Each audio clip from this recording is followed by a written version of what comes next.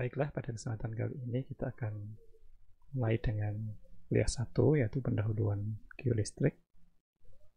Nah, dalam kuliah ini diampu oleh 2 orang mahasiswa, yaitu saya sendiri, Edi Hartantio, yang nanti akan membahas materi tentang geolistrik. Kemudian yang kedua adalah Dr. Cynthia Windy Niasari, yang nanti akan membahas tentang elektromagnetika. Karena di kuliah ini ada metode geoelektrik dan metode EM. Oke, jadi kuliah ini isinya adalah 2 SKS. Ya, di kurikulum sebelumnya juga 2 SKS. Kemudian di kurikulum ini 2016 kuliah ini tidak ada praktikum. Praktikum akan diselenggarakan bareng-bareng dengan praktikum non-seismik ya, biasanya mengambil tempat di Pacitan. Nah, untuk asesmennya itu biasanya tentu saja kita bagi 2, jadi separuh-separuh gitu. Kemudian tugas yang dibagi di tempat saya itu 50%, itu isinya adalah tugas individu 10%, tugas paper 15%, dan mid 25%. Nah, kemudian nanti Bu Cynthia akan menyampaikan tentang asesmennya. Kemudian untuk acuannya, itu bukunya agak lama, tapi sebenarnya buku-buku yang baru pun cukup banyak tentang geolistrik ini. Tapi buku yang cukup menarik bagi saya itu yang di Environmental and Engineering Geophysics itu 1997 punyanya Sarma. Ini geofisika, tetapi dilihat dari applied-nya, dari aplikasinya. Cukup bagus sekali. Atau kalau ada yang mau pengen agak mendetil, itu di bukunya Telford dan Geldart, ini yang acuan yang ketiga ini. Ini materinya cukup lengkap, bukunya agak tebal. Kemudian acuan yang khusus tentang geoelectric sounding, itu silakan membaca yang di atas ini ya. Di Bhattacharya and Patra ini tentang DC Geoelectric Soundings, Principle and Interpretations.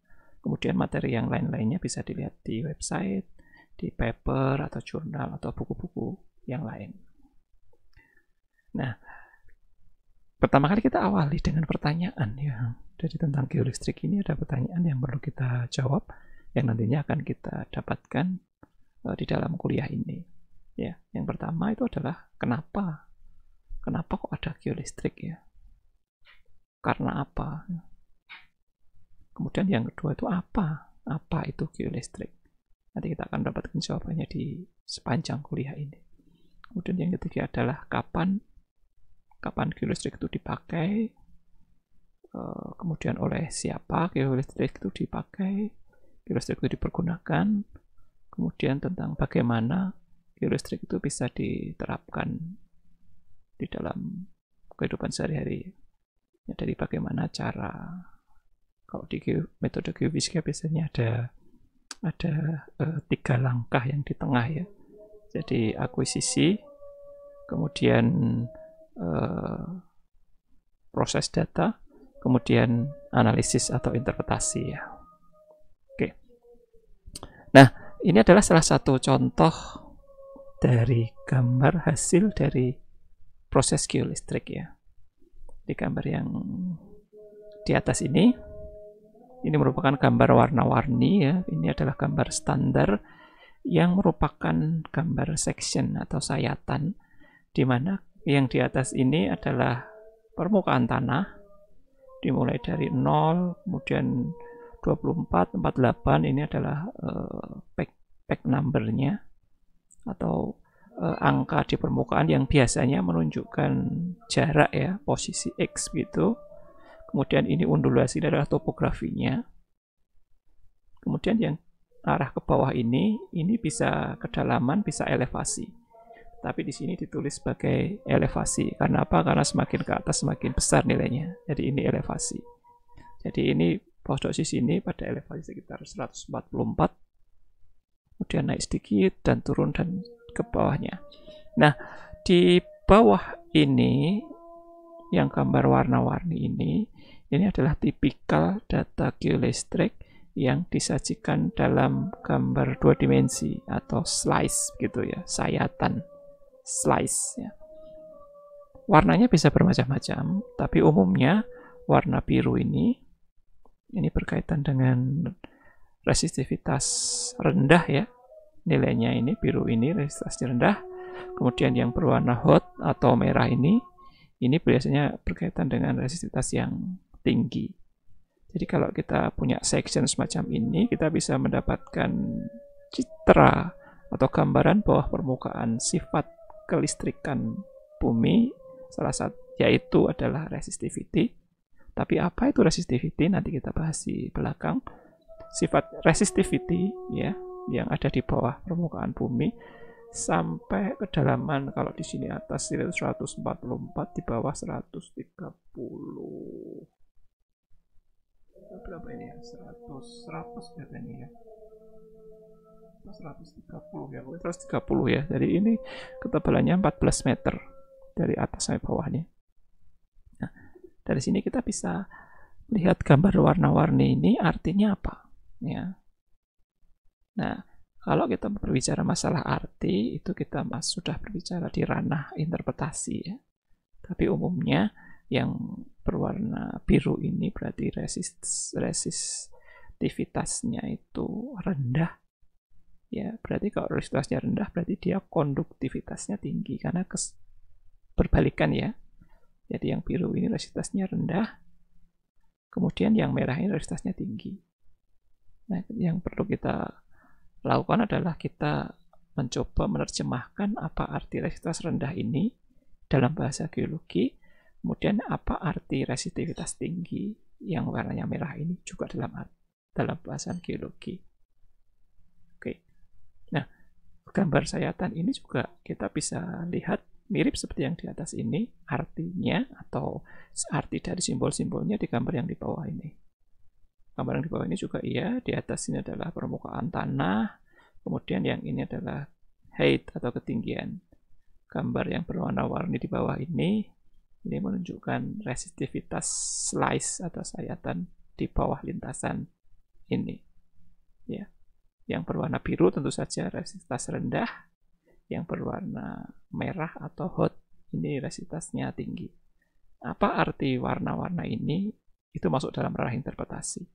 Jadi nanti kita perlu suatu cara bagaimana menerjemahkan gambar ini ke dalam bahasa geologi. Nah, dari sini muncul beberapa pertanyaan. Yang pertama, itu bagaimana cara menggambarkan ini? Ya, apakah kita harus menggali atau apakah kita harus membuat sayatan galian begitu atau bagaimana? Nah, metode geolistrik itu adalah salah satu metode yang non-destruktif istilahnya ya. Jadi metode itu bisa digunakan di surface tanpa kita perlu menggali ke bawahnya, kecuali metode tertentu. Ya. Kita bisa mendapatkan citra subsurface. Contohnya seperti ini. Nah, ini cara mengukurnya kita tidak perlu menggali, tapi kita hanya ukur di permukaan sini saja. Di sepanjang permukaan itu kita ukur dengan geolistrik. Setelah diproses nanti didapatkan citra gambar seperti ini. Nah, dari sini kita bisa lakukan ini dimanapun. Ya, kalau kita punya lapangan begitu, kita mengerjakan geolistrik, mengukur geolistrik di atasnya, kita bisa mencoba menggambarkan sifat resistivitas bawah permukaannya dalam bentuk lintasan atau slices tadi. Nah, ternyata kalau kita lihat dari keterangan di atas ini, bahwasanya geolistrik ini atau sayatan resistivitas ini dibutuhkan untuk investigasi arkeologi. Ya, di central place of the early Bronze Age on the fringes of Western Carpathian in Slovakia. Jadi ini digunakan untuk melihat sifat fisis berupa resistivitas bawah permukaan dari suatu target arkeologi. Ya, kalau arkeologi mungkin nanti bisa dikatakan yang ini, mungkin ini air atau ini batu dan sebagainya. Nanti pada tahap interpretasi kita bicarakan lebih lanjut. Oke ya, jadi paling tidak kalian sudah bisa mendapatkan gambaran bagaimana rupa geolistrik itu dan apa kegunaannya ya, atau apa produknya. Ini adalah salah satu produk dari geolistrik. Oke. Kemudian ini juga salah satu produk dari geoelektric ya. Ini disebut sebagai geoelectrical section atau apa namanya, sayatan geolistrik yang dibentuk dari data 1D. Di atas ini adalah surface atau permukaan, ini ada tulisannya topographical surface begitu ya. Kemudian yang di sisi vertikal ini adalah elevation-nya. Jadi yang permukaannya ini ketinggiannya 8, kemudian ini sampai 0, ini berarti MSL katakanlah. Kemudian ini di bawah sea level. Nah, geolistrik itu di samping data sebelumnya tadi seperti ini, kita bisa menggunakan warna-warni semacam ini, yang gambarnya itu kelihatannya seperti batik gitu ya, menerus kanan kiri itu. Kita juga bisa menggambarkan dalam bentuk semacam ini. Ya. Kalau gambaran semacam ini itu di geolistrik atau nilai resistivitasnya itu dibentuk atau dibuat dari 3 profil. Ini profil 1 ke bawah sana, ini profil 2, ini profil 3. Jadi ada 3 profil di sini. Yang posisi ini adalah lokasi ya, karena ini surface ya. Ini lokasi 1, ini lokasi 2, ini lokasi 3. Di lokasi 1 adalah titik VES66, itu dia lakukan pengukuran, kemudian dihasilkan profil.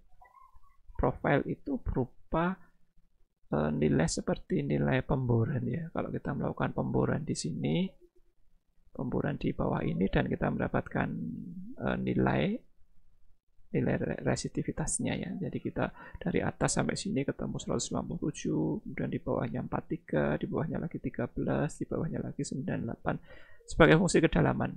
Jadi ini ada bentuknya seperti layer begitu ya. Di layer. Nah, geolistrik juga bisa menghasilkan semacam ini, jadi semacam profile begini. Apa namanya? Vertical profile gitu ya. Yang dituliskan biasanya VES atau Vertical Electrical Sounding. Ya, ini kepanjangan dari Vertical Electrical Sounding. Didapatkan profil semacam ini di titik VES66, kemudian di titik VES119 itu didapatkan profil semacam ini. 183, 42, 5, 62, dan 10. Oke, sampai kedalaman, sampai elevasi minus 14 katakanlah. Kemudian yang ketiga, titik ketiga di VS68 itu didapatkan profil semacam ini, ya, semacam apa namanya, data seperti ini. Nah dari sini,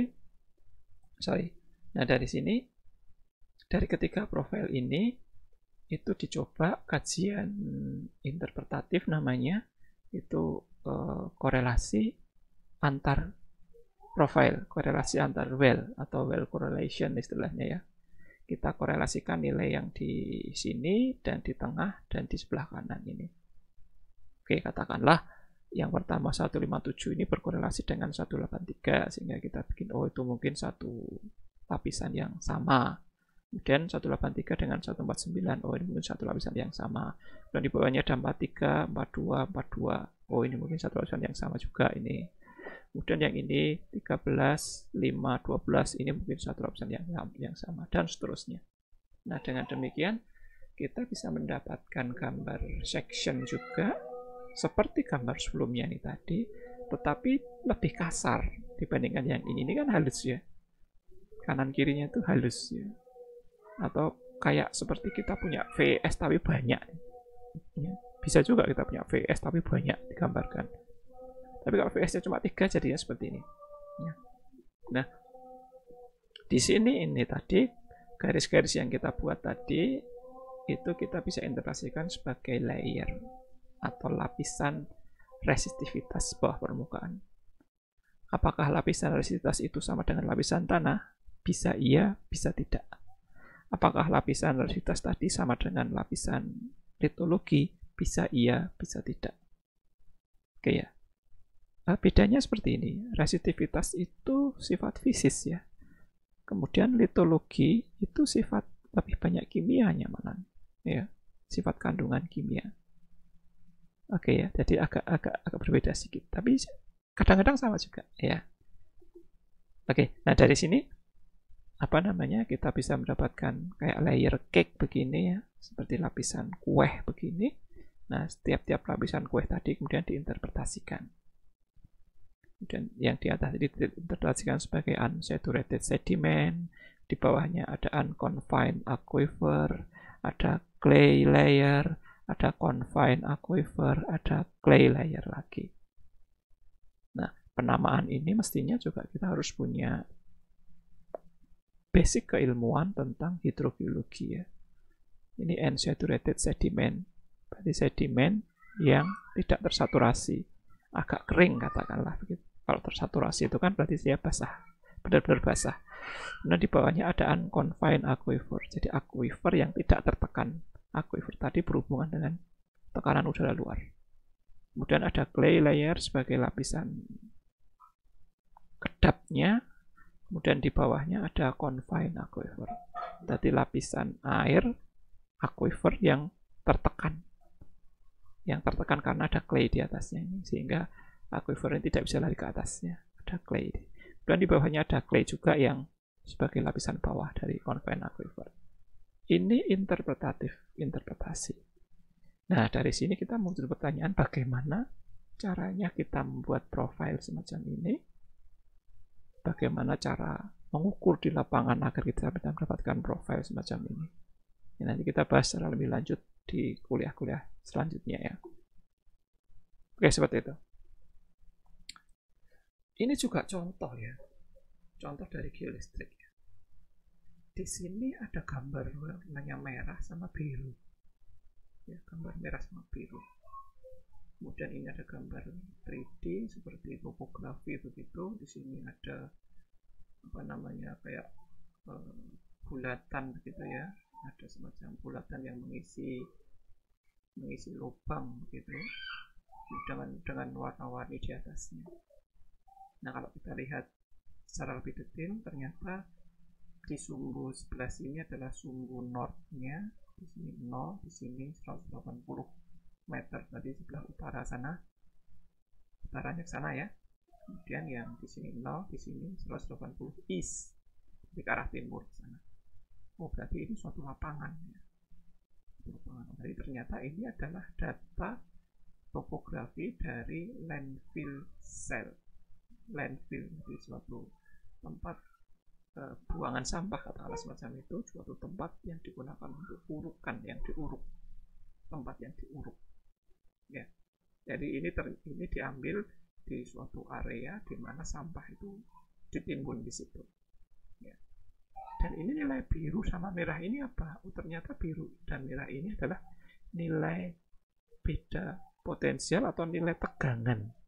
Nilai potensial katakanlah semacam itu. Nilai tegak, nilai potensial. Nilai potensial di permukaannya. Ya. Jadi saya bisa memetakan potensial di permukaan bumi, kemudian saya gambarkan. Sehingga saya dapatkan nilai yang berwarna biru sama yang merah.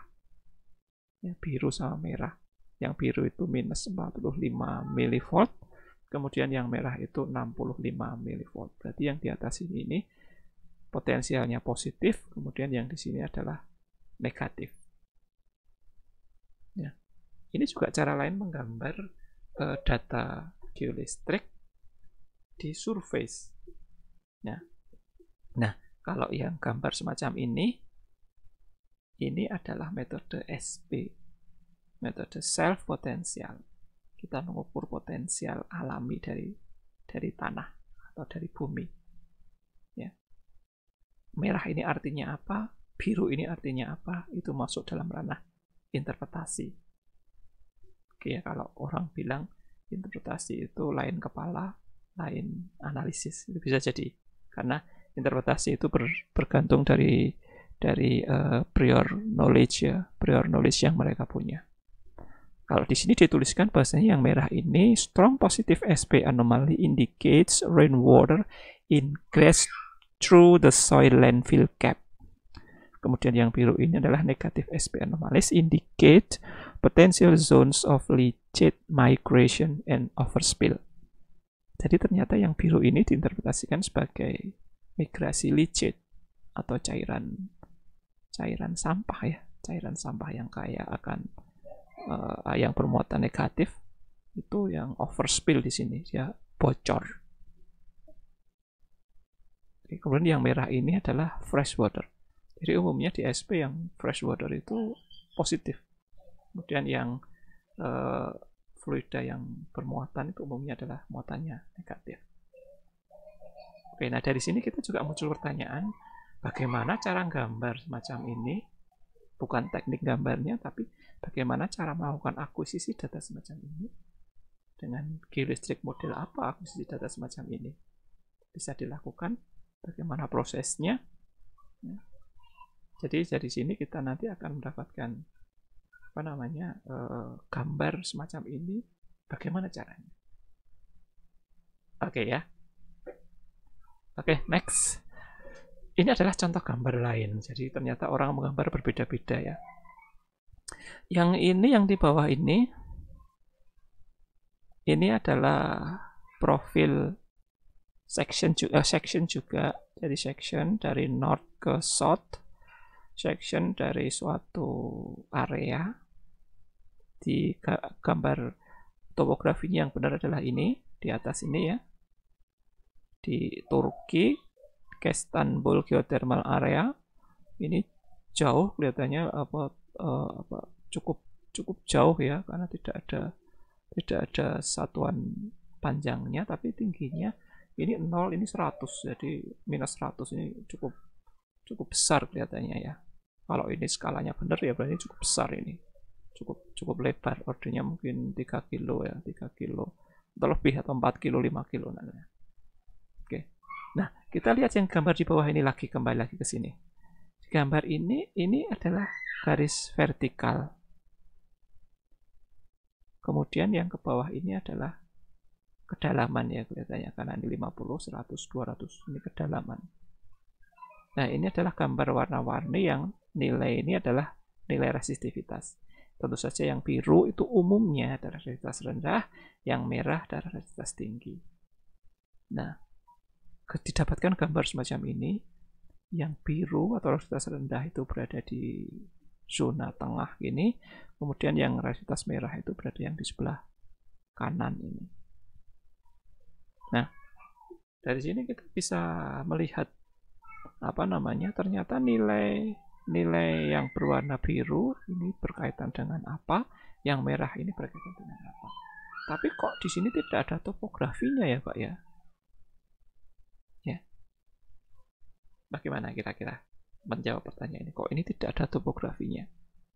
Ya. Jadi kadang-kadang data geolistrik itu bisa ditampilkan dalam section seperti ini tadi, yang di atas ada topografinya, tetapi juga bisa digambarkan dalam pseudo section. Pseudo section itu atasnya lurus, atau juga bisa ini berarti section yang atasnya tidak digambar, atau topografinya tidak dimasukkan dalam proses. Nah, jadi jangan confuse. Jadi di atas ini kadang-kadang ada yang topografinya diinjekkan, dimasukkan, kadang-kadang yang topografinya dianggap datar, topografinya tidak dimasukkan atau tidak diinjekkan ya. Nah dari sini bisa dikatakan topografinya tidak diinjekkan. Ini bisa section, bisa pseudo section. Jadi kalau pseudo section berarti pseudo section itu sayatan semu ya. Kedalamannya juga kedalaman semu. Apa itu sayatan semu, apa itu sayatan sebenarnya dari geolistrik, kita lihat nanti ya. Apa itu sayatan semu, apa itu sayatan sebenarnya, kita lihat nanti. Tapi dari sini kita bisa mengatakan data ini bisa digunakan untuk mencoba mencitrakan subsurface dari zona geothermal area ini. Oke ya. Next. Ini juga contoh lain. Contoh lain adalah gambarnya beda ya. Ini ada topografi, bukit kelihatannya, kemudian ada warna-warni di dalamnya adalah nilai resistivity. Ingat ya, resistivity adalah satuannya ohm meter. Yang biru ini nilainya 5, rendah. Yang merah ini 175. Kalian melihat nggak ini? Ini 5, ini 47, 90, 133, 175. Kelihatannya kok skalanya tidak normal. Ya. Jadi memang resistivity itu kadang digambarkan dalam skala log, ya, dalam skala logaritmik. Karena apa? Karena relatif reguler di dalam apa nilai logaritmik. Coba kalian cari bagaimana kok resisitivitas itu bisa reguler di dalam kawasan logaritmik, tapi tidak reguler dalam kawasan yang linear. Nah, coba dicari ya. Nah, kembali lagi ke sini. Jadi ternyata ini adalah gambar resisitivitas bawah permukaan dari suatu bukit yang akan digunakan sebagai bukit yang akan dibuat terowongan. Ya, dibuat terowongannya adalah gambar calon terowongannya. Kemudian ini beberapa lubang bor untuk tes. Ya, karena menurut geoteknik kalau membuat terowongan itu juga harus dicek bawahnya seperti apa. Apakah ada rekahan, apakah ada sesar, apakah ada kandungan air yang banyak, apakah ada zona lemah, semua harus diketahui dulu. Nah, itu bisa dicek dengan bor ini ya. Bor itu tentu saja yang judgement yang paling sempurna untuk subsurface ya. Di bor, apapun metodenya, kalau pembuktian ya di bor. Jadi ini ada pemboran, pasti harus dibor. Ya. Oke. Tapi karena bor itu mahal, maka dicari cara untuk mencitrakan yang lain ya, tentu saja. Salah satunya adalah geofisika ini. Kita kembali lagi ke sini. Di sini kita dapatkan warna biru di sini, merah di sini, biru di sini, dan seterusnya. Nah, di sini pengen nanti di dalam interpretasinya itu pengen dicari apa arti warna biru, merah, kuning, dan sebagainya ini. Oke ya. Bagaimana cara menggambarkan ini? Nah, kita bisa nanti ikutin kuliah ini secara berlanjut. Bagaimana cara mendapatkan gambar ini, apa artinya gambar ini, bagaimana kajian terhadap gambar ini. Kita bisa lanjutkan nanti di kuliah.